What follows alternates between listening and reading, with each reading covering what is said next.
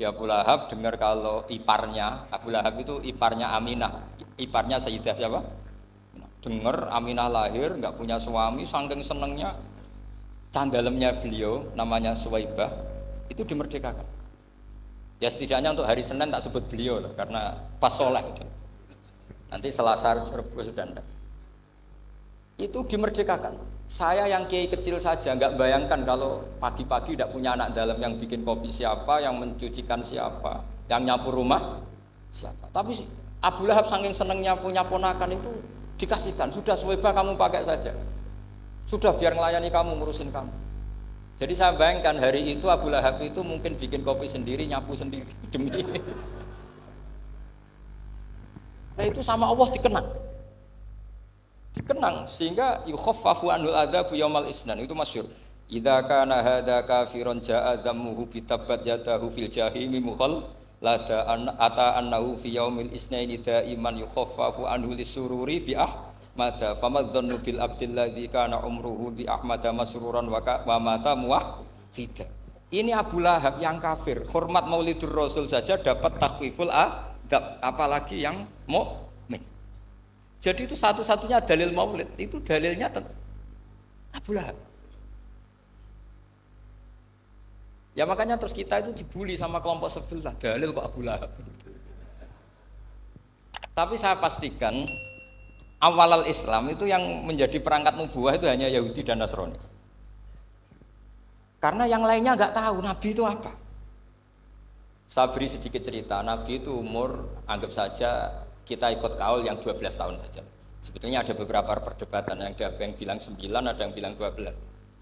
Tapi yang debat tidak usah didengerin, sama-sama nggak tahu kok ngotot. Kadang orang debat yang lucu, sama-sama nggak tahu kok ngotot. Anggap saja 12. Nabi datang ke Syam, Syam itu ya sekitar Syria, Lebanon, Palestina itu Syam. Itu pertama yang tahu kalau beliau Nabi itu ya rohib. Rohib itu terjemahnya ya pendeta. Rohib, Bukhaira nemuin Abu Thalib, itu siapa? Ini anak saya. Terus ditanya lagi, ini siapa? Ini anak saya. Sampai 3 kali, terus sampai Abu Thalib itu agak tersinggung. Memangnya masalahnya apa kalau dia anak saya? Terus Ibu Bukhaira bilang gini, semua alamat Nabi pada anak ini itu ada semua, kecuali kecelakaannya satu, anak kamu. Loh memangnya masalahnya apa? Karena alamatnya Nabi di Taurat dan Injil itu yatim, sementara ini punya bapak kamu, ini masalah. Jadi dilihat macanya sudah memenuhi kriteria, semua memenuhi kriteria kecuali satu, karena punya bapak Abu. Akhirnya Abu Thalib ngaku, ndak ini ndak anak saya, ponakan saya. Akhirnya diketahui kalau ini benar-benar calon Nabi. Pertama yang tahu siapa? Pendeta. Karena yang punya khazanah kitab samawi itu ya para orang Nasrani dan Yahudi. Sehingga Al-Quran meskipun pada akhirnya ngeritik Yahudi Nasrani itu, tapi nggak bicarakan Yahudi dan Nasrani. Karena satu-satunya yang masih punya kitab samawi itu Yahudi dan Nasrani, meskipun sebagiannya sudah dirubah-rubah. Alamat pertama itu seperti yang diceritakan di Barjanji, afi ainaihi humratun, matanya dilihat. Terus perlakuan pohon. Saya pernah di pohon itu, pohon nubuah, itu umurnya ribuan tahun. Itu kalau Nabi duduk misalnya di arah barat, matahari dari barat, normalnya akan kena kesetrong matahari. Itu yang rubah itu dahannya. Jadi Nabi itu orangnya lugu, duduk aja nggak mau mikir. Memang syaratnya Nabi itu nggak boleh mikir, harus ummi itu lugu. Nggak boleh Nabi mikir besok makan apa, terus jabat apa, itu nggak boleh. Itu udah Nabi itu, maklar itu. Nabi itu nggak boleh mikir. Makanya Quran nyifati Nabi itu makun tata drimal kitab walal iman. Kamu itu nggak tahu kitab itu apa, iman itu apa. Jika Nabi itu nggak bisa jumpa pers, nggak bisa. Nabi kok memaklumatkan wah saya tadi malam, nggak bisa. Nabi itu justru bagus keliru pertama jadi Nabi. Nabi pertama ketemu Jibril itu dikira malakul maut, dia lari ketakutan. Zamiluni Khotijah, saya ini takut, itu tadi ada malakul maut, saya takut. Sama Khotijah dikemulin. Jadi Nabi itu nggak tahu kalau itu malaikat siapa? Jibril. Jibril nggak bisa dia kenalan kak di seminar. Ini malaikat Jibril pernah kuliah di sini, nggak bisa seperti itu. Jibril itu ya aneh. Pertama ketemu Nabi, Iqra ya Muhammad, kamu harus baca ini. Kata Nabi, ma'a Nabi Qaurien, saya tidak bisa baca. Harus bisa. Dipaksa sampai 3 kali. Nabi tetap jawab, saya tidak bisa baca. Terus kata Nabi kenangnya, "Faghattani, saya didekap. Kamu harus bisa baca." Setelah baca dilepas, Nabi lari pulang. Pulang terus bilang ke istrinya, "Zammiluni, zammiluni." Ini secara nahwu agak aneh karena mukhatabahnya perempuan satu, harusnya zammilini, zammilini. Kalau untuk perempuan harusnya idribi ya, unsuri gitu. Tapi karena Khadijah dihitung ahl itu keluarga, maka Nabi pakai khitab apa? Mudzakkar jamak zammiluni. Jadi Nabi nggak tahu kalau pertama jadi Nabi. Karena syaratnya Nabi harus ummi. Justru karena ummi itu orisinil, semua yang dikatakan Nabi pasti dari wahyu. Nah, sing tadi Nabi sampaian mikir, saya besok ngomong apa ya supaya orang tertarik. Makanya kamu gak akan jadi Nabi. Selain sudah ditutup juga bahaya ini karena tadi. Makanya saya ngaji itu ya sekenanya saya tidak pernah ngaji itu mikir. Karena ngaji itu menarik ndak itu terserah nasib. Kalau nasib sedang baik, kamu tidak paham gini, wah Gus Baik ilmunya tinggi sampai kita tidak paham itu kalau nasib sedang baik. Kalau nasib tidak baik, ngomong sudah enak apa? Wah, sebulet toh. Jadi sebetulnya ini masalah qalb. Allah yang muqallibal qulub. Kayak kamu kelihatan serius itu kalau nasib sedang baik dianggap pemikir. Kalau nasib sedang nggak baik, wong kok merengut terus mesti begitu. Kalau kamu nasib baik sering guyon mesti orang komentarnya alhamdulillah itu ceria, gampang syukur. Kalau nasib nggak baik kiai kok guya-guyu ora jelas kan gitu. Sehingga Nabi itu memang nggak boleh mikir.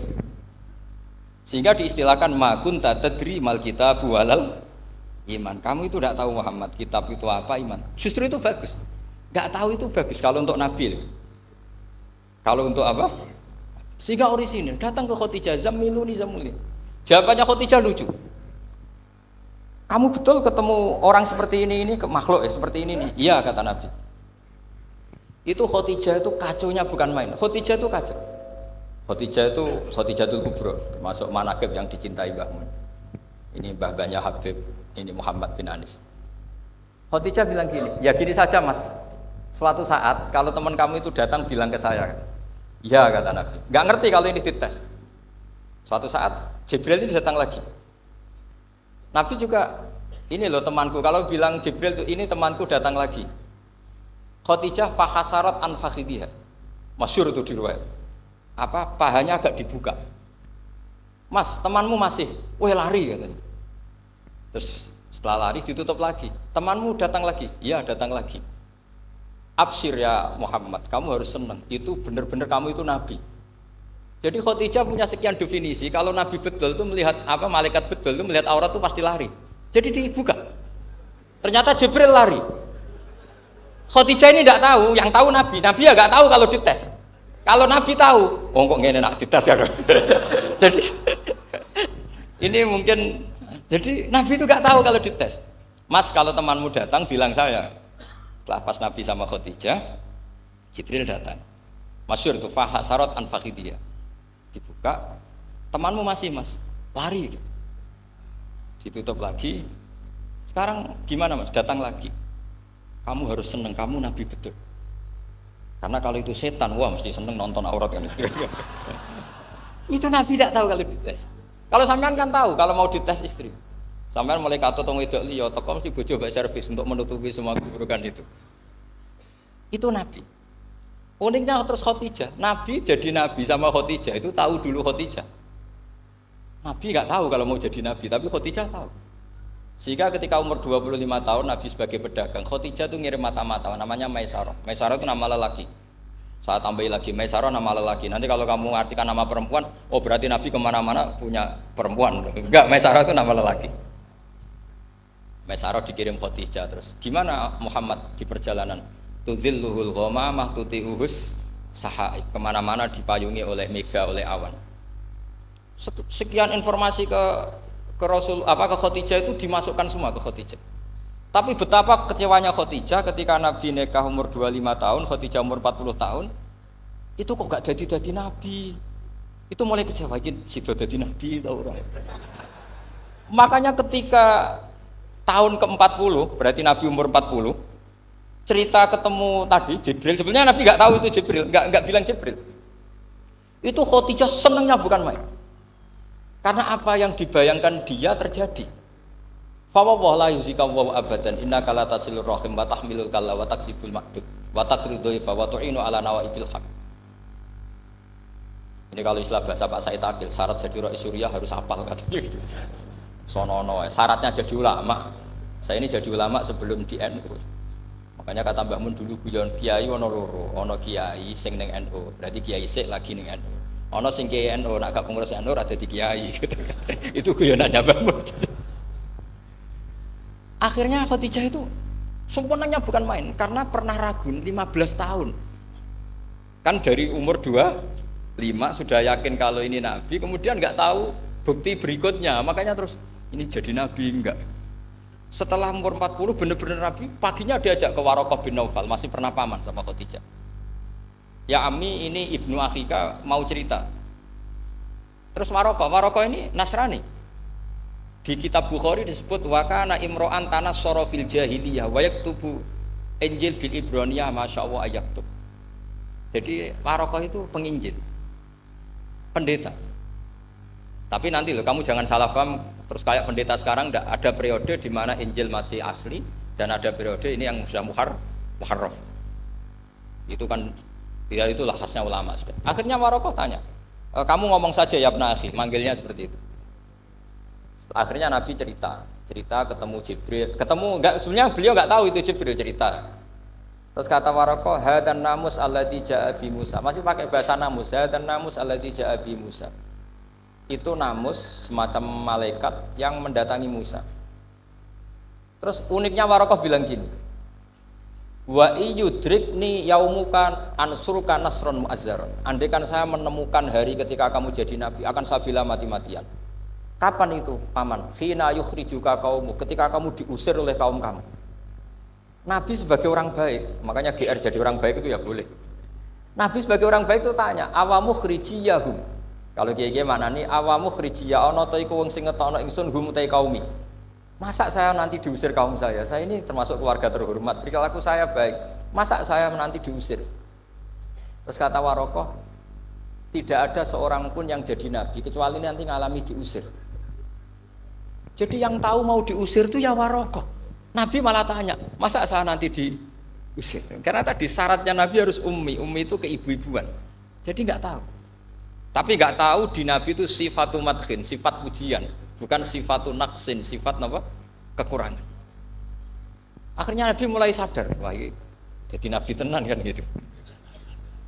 Jadi makanya kitab Fathul Bari, syarahnya Bukhari, termasuk komentarnya Said Muhammad di beberapa kitab beliau, di Mafahim, di beberapa kitab. Kamu jangan terlalu fikih. Kalau terlalu fikih kan nggak boleh mempercayai omongan orang kafir, orang ahli kitab. Karena awailun nubuwah itu yang komentar semua ahli kitab. Awailun nubuwah itu yang tahu bahwa Nabi Muhammad calon nabi itu semuanya data dari ahli apa? Ahli kitab. Sudah akhirnya Nabi ketemu Jibril lagi yang menurunkan ayat ya ayyuhal muddatsir qum fa'anzir wa rabbaka fakabbir wa thiyabaka fatahhir wa rujza fahjur wa la tamnun tastakfir wa li rabbika fasbir. Nabi mulai yakin ketemu Jibril. Setelah sering ketemu Jibril, Nabi ya dengan tanda kutip nggak tahu aturan mainnya lagi. Setiap ada pertanyaan bilang gini, sudah tak jawab besok. Mentang-mentang besok Jibril datang. Ternyata Jibril tidak datang. Sampai 40 hari. Akhirnya dibully sama umatnya. Mat jari so jawab ternyata tidak bisa. Piye Jibril ora teko. Akhirnya diwarai meneh. Ngene lho carane dadi nabi, wala taqulanna li syai'in inni fa'ilun dzalika ghadan illa ayasha. Jadi Nabi, sudah kamu besok datang ke saya tak jawab karena Nabi mentang-mentang besok mau konsultasi sama apa? Jibril. Ternyata Jibril tidak datang karena Nabi lupa tidak mengatakan insya Allah. Kalau Nabi itu tahu semua, pasti Nabi mengatakan insya Allah dulu. Tapi Nabi memang sebaiknya nggak tahu. Ummi, justru itu wa ma yantiqu anil hawa in huwa illa wahyun yuha. Itu beberapa peristiwa. Sehingga syaratnya jadi wali, karena wali itu warasatul anbiya. Ya kudu rada goblok sithik-sithik. Enggak boleh wali kok cerdas, analisis enggak boleh. Wali kok delok TV ngrungokno pakar-pakar analisis. Iku ora wali, jadi maklar. Enggak boleh. Jadi misalnya yang menang Pak Jokowi atau Pak Prabowo, enggak boleh pakai Pak Jokowi petahana, bos gini, enggak boleh. Wali kalau ditanya yang menang Pak Jokowi Pak Prabowo, biadillah gitu aja. Itu urusan Allah. Itu alamatnya apa? Itu enggak penting, yang penting golek ridhane Allah. Enggak menarik figur-figur seperti itu wali. Sudah saya teruskan supaya clear ya masa Maulidur Rasul sallallahu alaihi wasallam.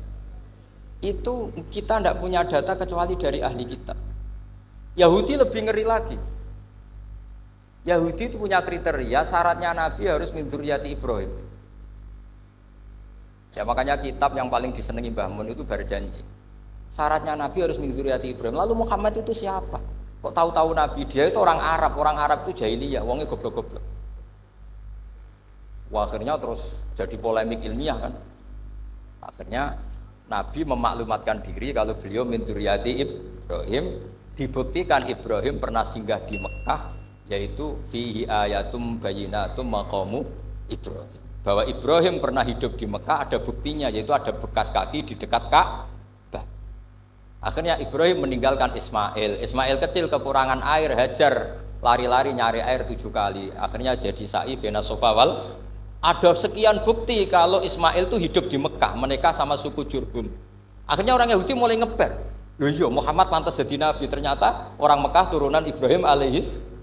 Itu andekan orang Yahudi yang tidak komen, itu juga gak dilacak nasabnya Nabi. Gara-gara orang Yahudi komen, Nabi itu harus turunan Ibrahim, kamu asal-usulnya gimana? Akhirnya Allah sendiri yang menjawab bahwa Nabi lahir dari Ibrahim. Padahal Ibrahim itu orang Palestina. Logikanya gimana? Ternyata Ibrahim pernah singgah di Mekah. Ada bekas kakinya, ada ritualnya yaitu lari bena Safa wal Marwah, menceritakan wal Marwah menceritakan apa? Ibrahim ketika nyari apa? Siti Hajar ketika nyari apa? Itu disebut fihi ayatum bayyinatum maqamu. Maka Berjanji itu kitab yang masalah madaih itu bagus secara tarikh. Jadi kitab madaih itu beda-beda. Ada yang kayak Habib Ali. Habib Ali itu lebih ke isek itu berontok. Jika saya suka baca Simtud Duror itu kalau pas isek, pas berontok. Berontok itu ya pas kangen Nabi, biasanya saya wudu terus baca Simtud Duror itu pas isek. Tapi kalau saya ingin baca sejarah suka Berjanji. Kalau Habib Ali jelas isek. Yang juriannya sekarang di Solo termasuk Habib Muhammad bin Husain bin Anis bin Alwi bin Ali yang punya Simtud Duror. Jika kalau beliau baca sholawat ya sholatan yattasilu biha ruhul musalli alaihi. Fayam basitu fi qalbi siru nuri ta'alluqi bi wa hubbi. Fayuktabu biha bi inayatillahi nabu fi hisbi. Kalau Berjanji enggak. Dia tahu problem utama Nabi itu nasabnya karena beliau orang Quraisy, orang jahiliyah yang dikira enggak punya darahnya Nabi Ibrahim. Maka beliau pertama ngarang diantaranya wa ba'du fa'aqul huwa Muhammad bin Abdullah bin Abdul Muttalib wasmuhu Syaibatul Hamdi Khumitat Khisalusaniyah. Saya pastikan Muhammad cucunya Abdul Muttalib. Dia yang punya pintu yang mau masuk ke Ka'bah namanya Babu Bani Syaibah. Itu nama lain dari Abdul Muttalib. Terus diteruskan Abdul Muttalib bin Hasyim terus sampai wa adnanu bila raibin idadawil ulumin nasabiyah ila dhabihi Ismail nisbatuhu wa muntam. Karena Berjanji ingin ngomong, ingin memaklumatkan ini Muhammad. Kamu kira orang mana? Beliau adalah turunan Ibrahim. Kayak apa alimnya yang ngarang Berjanji? Nah, saya berkali-kali ngomong di mana-mana. Lah Berjanji itu nasibnya kurang baik. Dibaca bahasa Arab, yang baca nggak paham, yang dengar nggak paham. Akhirnya kubu sebelah dianggap baca mantra. Nah, terus dihukumi bid'ah kan? Coba kalau itu ditulis bahasa Indonesia. Nasab Muhammad, dia punya bapak Abdullah, punya mbah Abdul Muttalib gini-gini. Paling kubu sebelah tidak akan bilang bid'ah, mesti ngomong ini buku sejarah. Jadi gara-gara bawa coba bahasa Arab, sing maca ora paham, sing nyenggaki ora paham, terus koyok mantra. Sing kritik ya luwih ra paham. Oh, sudah akhirnya seperti itu. Jadi Berjanji itu bela-belain Nabi itu yang dilihat sisi nasab. Makanya beliau ngendikan wa adnanu bila raibin inda dzawil ulumin nasabiyah ila dzabihi Ismaila nisbatuhu wa. Itu juga orang Yahudi. Akhirnya orang Yahudi banyak yang iman. Ternyata Muhammad itu tidak orang lain. Sampai mereka bilang Muhammad minal asbab. Muhammad itu enggak lain saudara kita. Akhirnya orang Yahudi banyak yang iman. Jadi pertama Nabi jadi Nabi itu yang tahu ya orang Yahudi dan orang Nasrani karena mereka pasti punya sisa-sisa kitab samawi. Itu yang diceritakan Ka'bil Ahbar. Ya Al-Haditsus Tsani an Yasar bin Atha an Ka'bil akhbar. Qala allamani abi Taurata ila sifran wahidan kana yaktimuhu wa yudkhiluhus sunduk. Falamma mata abi fatahtuhu fa idan fi nabiyyun yakhruju akhiras zaman mauliduhu bi Makkah wa hijratuhu bil Madinah wa sultanuhu bisyam. Jadi ini saya urun nerangkan maulid. Tapi jangan diundang lagi.